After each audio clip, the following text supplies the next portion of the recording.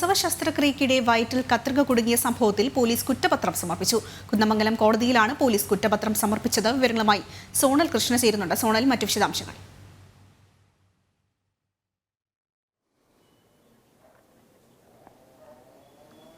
നമുക്കറിയാം, ഏറെ വിവാദമുണ്ടാക്കിയ ഒരു കേസായിരുന്നു ഹർഷിനിയുടേത്.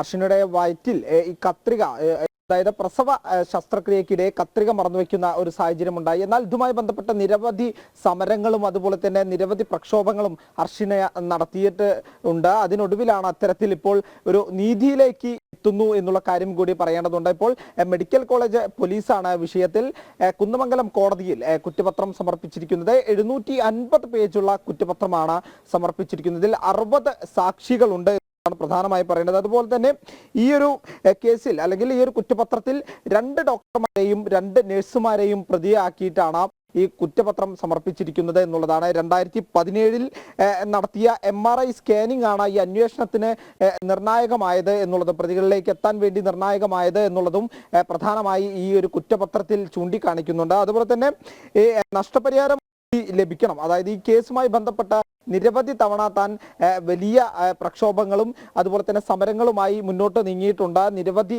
തുക ഇതുമായി ബന്ധപ്പെട്ട് തനിക്ക് ചെലവ് വന്നിട്ടുണ്ട് എന്നുള്ള കാര്യങ്ങളെല്ലാം ഹർഷിനെ നിരവധി തവണ പ്രതികരിച്ചിട്ടുണ്ട്. എന്നാൽ ഇപ്പോഴും തനിക്ക് പൂർണ്ണമായി നീതി ലഭിച്ചിട്ടില്ല. നഷ്ടപരിഹാര തുക കൂടി ലഭിക്കുമ്പോഴേ തനിക്ക് പൂർണ്ണമായിട്ടുള്ള നീതി ലഭിക്കൂ എന്നുള്ള കാര്യം കൂടി ഹർഷിന അതിനോടൊപ്പം കൂട്ടിച്ചേർക്കുന്നുണ്ട് എന്നുള്ളതാണ്. മെഡിക്കൽ കോളേജ് SCPയുടെ നേതൃത്വത്തിലായിരുന്നു ഈ ഒരു അന്വേഷണം ഉണ്ടായിരുന്നത്.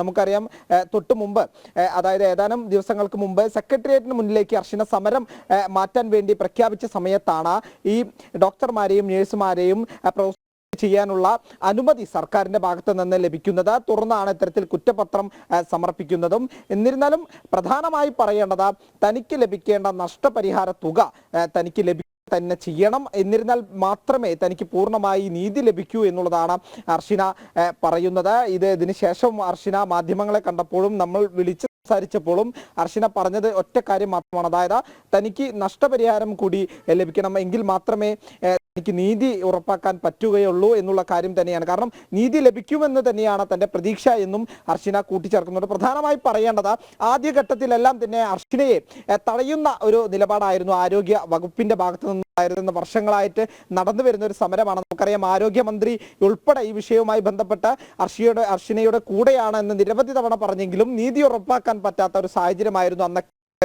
തുടർന്നും നിരന്തരം സമരങ്ങളിലൂടെയും പ്രക്ഷോഭങ്ങളിലൂടെയും പ്രതിഷേധങ്ങളിലൂടെയും തന്റെ സമരങ്ങൾ അല്ലെങ്കിൽ തന്റെ ഈ ഒരു നീതി ഉറപ്പാക്കണമെന്ന ഒരു മുൻകരുതൽ അല്ലെങ്കിൽ അത്തരത്തിലൊരു നീതി വേണം എന്ന് ആവശ്യപ്പെട്ടുകൊണ്ട് നിരന്തരം സമരം നടത്തുന്ന ഒരു രീതി. അതിനൊടുവിൽ സെക്രട്ടേറിയറ്റിലേക്ക് ഇത്തരത്തിൽ സമരം മാറ്റാനിരിക്കെയാണ് സർക്കാരിന്റെ ഭാഗത്ത് നിന്ന് ഇത്ര ഒരു നീക്കമുണ്ടായത്. അതായത് പ്രോസിക്യൂട്ട് ചെയ്യാനുള്ള അനുമതി ലഭിക്കുന്നത്. തുടർന്ന് കുറ്റപത്രം സമർപ്പിക്കുന്നു.